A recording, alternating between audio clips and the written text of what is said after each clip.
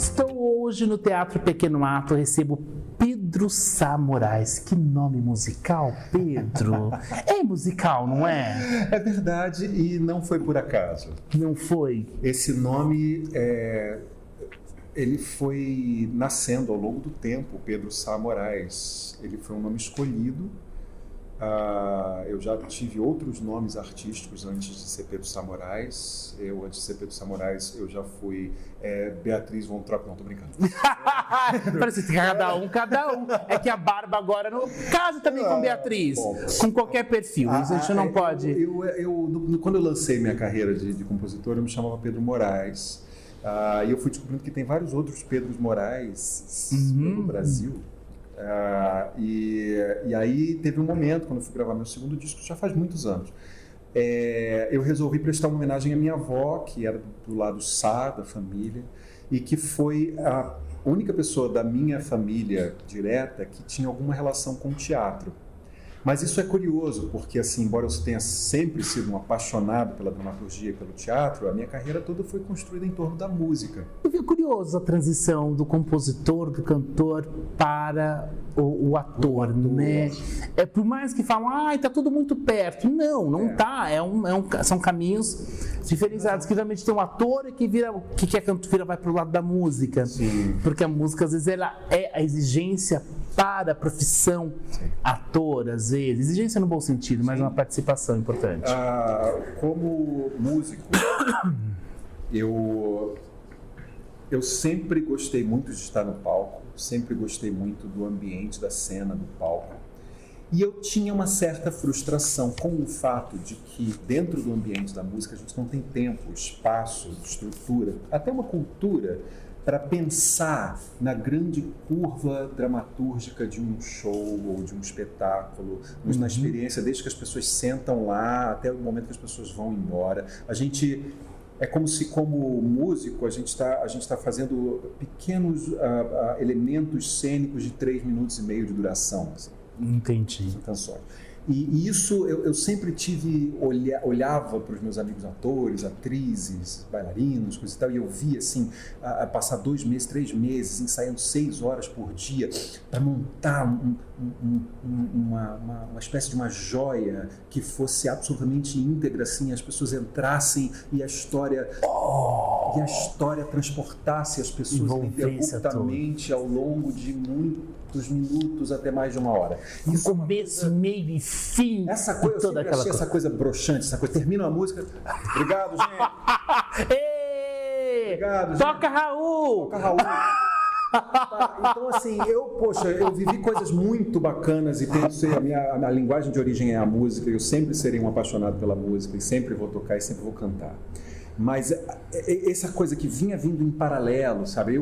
Aí eu ia lá e participava de um grupo de performance. E aí eu ia lá e fazia a preparação vocal de uma peça de teatro. Aí eu ia lá e fazia a trilha sonora de um teatro. Foi chegando, foi pelos beirados. Por muitos anos, assim, eu vou te dizer que pelo menos desde 2004, esse namoro, ele está acontecendo. Então, de repente, em 2005 para 2006, eu tinha passado ao período de lançamento do meu segundo disco. Eu pensei, o que eu vou fazer agora? Né? Qual é o meu próximo passo? Não é um disco. Não, já lancei, já fiz, já tô. Fiz alguns. O meu próximo passo, eu quero contar uma história. E aí, nessa virada, assim, eu comecei a estudar mais a fundo o teatro.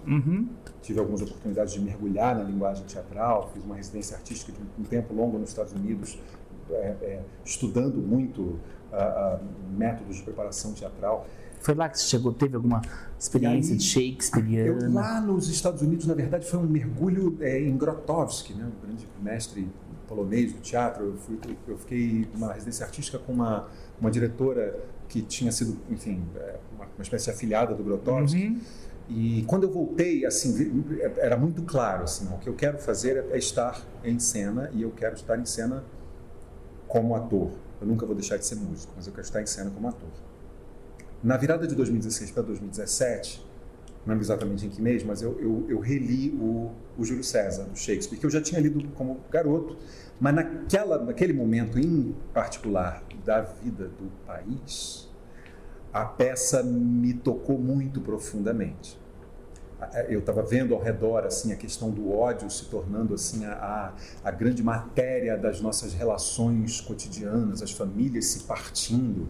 Nossa, mas você previu, então, já você não imaginava... Bom, eu não imaginava para onde que a coisa ia desaguar, mas em 2016, a época do impeachment, a época, assim, as pessoas já estavam se odiando. Já. Não tinha uma figura que fomentava-se mais o ódio. Não tinha esse ódio, não tinha ganhado um nome. Face. Um mito, né? Mas não, bom, não tinha ainda. Não tinha. Não, era uma piada. Era piada mesmo. Mas eu via o ódio ali. E o Júlio César, a peça, né? Eu li aquilo e eu fiquei, ao mesmo tempo, emocionado e aterrorizado. Assim, o Shakespeare escreveu esse negócio em 1599. Sobre uma coisa que aconteceu no ano de 44 a.C., que foi o assassinato de César. E ele está falando sobre o uso do ódio para manipular multidões. Ele está falando sobre marketing político. Ele está falando sobre manipulação de massas. Manipulação de massas. Ele está falando sobre essa ideia muito interessante, muito louca, de que ao odiar alguma coisa que a gente considera detestável, ao odiar muito alguma coisa, a gente fica bom, por contraste. Ai, que perigo.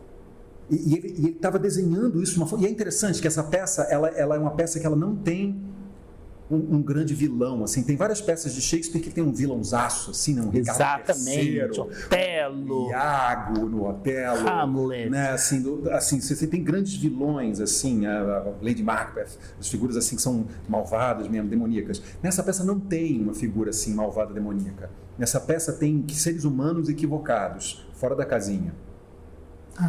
Muito equivocado. Muito, fez. E aí eu olhei para aquilo e falei, sabe, eu não quero falar de a minha tendência é querer apontar, não, fulano, Beltrano, não, mas eu quero colocar, na verdade, não me interessa falar de fulano, de Beltrano, me interessa falar da gente. Como? Me interessa falar de mim, sabe? Me interessa falar de como essas estruturas nos atravessam. Me interessa perguntar mais do que responder. E essa peça, ela me permitiu isso. Eu comecei a olhar para ela e falei, eu quero contar essa história. Por isso, esses 15 personagens que você vive em cena?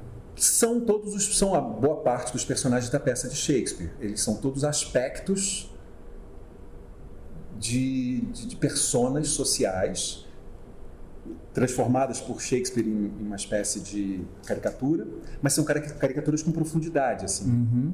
São caricaturas que têm várias camadas, caricaturas que vão se revelando.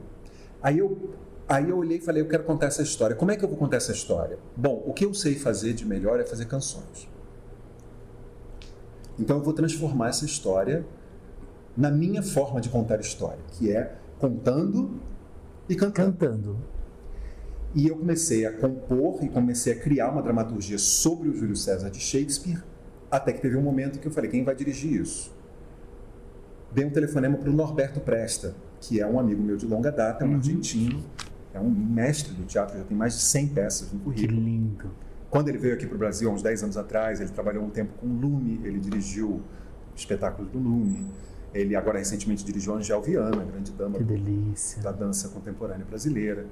E ele é um grande amigo e a gente tinha uma promessa de trabalhar juntos já há um tempo. E eu falei, Norberto, eu quero... Promessa cumprida. Eu quero isso aqui, eu quero que você veja. Aí eu me encontrei com ele e fiz uma breve leitura do que eu tinha.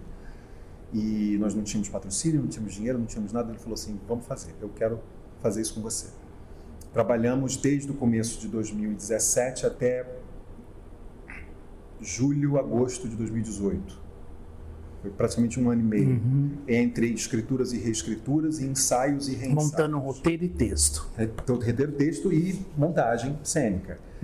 Qual era a ideia da montagem cênica? Que ela fosse muito leve do ponto de vista da mágica teatral, da luz, do cenário, dos figurinos, que isso tudo fosse muito despido e que nós pudéssemos estar tão espontâneos e próximos como nós estamos aqui conversando. Ou como eu estava com ele quando nós estávamos na mesa tomando café e nós descobrimos a palavra teatro-canção, por exemplo. Então, que isso era o centro da história. Sabe? Aqui, nós estamos aqui. Nós estamos aqui, eu estou contando essa história para vocês. E aí, de repente, surge um personagem. Surge uma outra personagem. E você querendo todos. Pedro querem todos os personagens. E aí era o meu corpo, eram os personagens. Que delícia! E nisso vira um teatro, a canção, sendo a base de tudo isso. E isso, esses personagens, eles falam com a sua musicalidade de fala e eles cantam. E as canções, elas foram surgindo e eu compus as canções. Então foi um projeto, você pensar dentro, o texto, sim, dramaturgia e ainda as canções. Composições, são muitas composições que eu já não sei mais quantas são, mas são umas 14, 15 canções. E o público, como que está reagindo diante de tanto trabalho, de tanto presente? Porque essa é uma dedicação assim, é lindo isso. É muito gostoso. Se vê, é um desprendimento do ator e do compositor imenso, como você não tem iniciativa. Muito encontros geniais, assim, geniais. Eu sempre gosto, no final do espetáculo, eu sento e digo... pergunto se as pessoas querem perguntar alguma coisa, querem falar alguma coisa, e a gente tem um bate-papo. Breve, assim, 10, 15 minutos a gente conversa. Pô, às vezes a coisa serve. Isso é importante. É muito importante. É muito importante. As pessoas começam a falar, elas me perguntam, às vezes elas me perguntam, vem cá, isso aí que você está falando, esse personagem tem a ver com fulano? Não sei. Isso é contigo. É uma vontade muito grande de oferecer esse espaço para as pessoas chegarem às suas conclusões. Mas, assim, o que eu tenho sentido é que num primeiro momento, muita gente foi me ver e estava muito impressionado, porque nunca tinha me visto como ator. E, nossa, como você faz isso? Como é que você faz aquilo? Coisa e tal. Como é que você fez isso? Isso foi o primeiro momento, né? No segundo momento, começam a surgir pessoas que não me conheciam como compositor. Então, elas vêm e experimentam. Uns conhecem o ator, outros conhecem o compositor. E, fundamentalmente, elas entram no convite que eu estou fazendo, que é um convite para viver aquela experiência, que é uma experiência que tem uns espaços para refletir. Então, assim, o assunto no final da peça começa a ficar menos assim, nossa, como é que você fez isso tecnicamente, aquele corpo, aquela máscara, aquele não sei o que. Que virou a oficina. Que virou oficina, né? E o assunto no final da peça começa a virar assim, para onde é que a gente está indo com o nosso mundo, né? E o que a gente tem que refletir. E o que a gente pode fazer a respeito e de que maneira a gente está se corresponsabilizando por isso.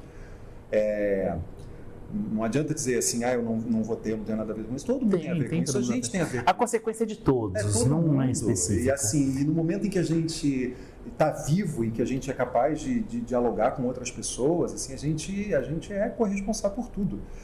Então, assim, é muito... Isso é a parte, para mim, mais gloriosa, assim. Quando eu, por exemplo, vou fazer uma apresentação numa escola, já fiz apresentação em escola pública, e aí vem um guri de 16 anos, sabe? Talvez nunca tenha entrado num teatro no final, fala assim, cara, esse personagem aí, essa coisa da guerra, né? Essa guerra que vai acontecer, assim, tô vendo, assim, a pessoa está querendo fazer uma guerra na Venezuela, né? Eu nunca tinha pensado em Venezuela quando eu fiz essa peça. Nunca tinha pensado. Mas aí vem um garoto de 16 anos que estava acompanhando os noticiários e fala assim, não, assim, é porque o pessoal gosta de fazer guerra, né? Tem um pessoal que quer fazer guerra. E Pedro, a temporada agora finaliza agora no dia 1º de setembro. Sim. Está acontecendo a oficina aos domingos, né? Sim, nós estamos terminando a primeira turma da oficina de teatro canção aqui em São Paulo e no dia 11 de agosto começa a segunda turma, vai ser todos os domingos das 3 às 6 da tarde. São 4 sessões, são 12 horas, em que a gente mergulha num trabalho técnico que eu fiz e que eu faço há muitos anos, que eu venho desenvolvendo há muitos anos, com a ajuda de todos os mestres que eu tive, em particular do Norberto, mas é um trabalho de desenvolver o que é a relação entre o corpo e a voz cantada em cena, o que é a relação entre a voz cantada e o estado de presença, que a voz cantada ela nos traz para um estado diferente, assim, mesmo quando a gente não está cantando. E a relação entre as intencionalidades de uma cena, a relação, né? Toda cena é relação. Assim. E o que isso provoca no corpo, que provoca na voz. Então tem uma teia de relações entre cena, corpo e voz que a gente investiga de uma forma muito, ao mesmo tempo estruturada, técnica, mas ao mesmo tempo muito livre, muito criativa. Pedro, obrigado pelo bate-papo. Infelizmente, existe tempo Eu agradeço ter recebido o Cinecultura, agradeço ao ator, ao compositor, ao músico e, antes de tudo, à pessoa que nos presenteia com teatro a canção. Oh, maravilha! E sendo estreado aqui no Cinecultura. Que maravilha! Vamos fazer, deixa eu convidar quem está em casa. A Paixão de Brutus, em cartaz no Teatro Pequeno Ato, nos sábados e domingos, às 8 horas da noite. Venham assistir, venham participar do Teatro Canção e depois a gente bate um papo e vocês talvez me expliquem aquilo da peça que eu ainda não entendi. Adorei! Obrigado, meu querido.